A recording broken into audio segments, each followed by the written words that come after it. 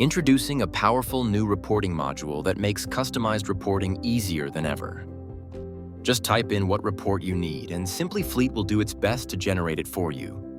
For instance, if you want to see your most expensive vehicles from the past year, just ask. You can say something like, "Can you list my most expensive vehicles from last year?" Simply Fleet will analyze your request and generate the report. If it needs more info, like right now, don't worry. It will ask follow-up questions for clarification. In this case, it wants to know if you mean the highest total expenses or the original purchase price.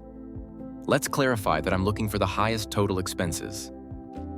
Now, it asks how many vehicles you'd like to see, the top 5, top 10, or another number. I'll choose my top 10 vehicles.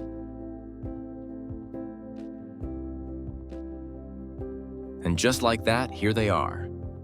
If you're satisfied with this report, you can save it for future reference. If you want to tweak it further, simply click on Adjust Report. And you might add, "Can you break down the expenses as well?" It's really customizable. It feels like chatting with someone who's generating your report in seconds instead of hours or days. Here you can see a breakdown of fuel costs, other expenses, and maintenance fees.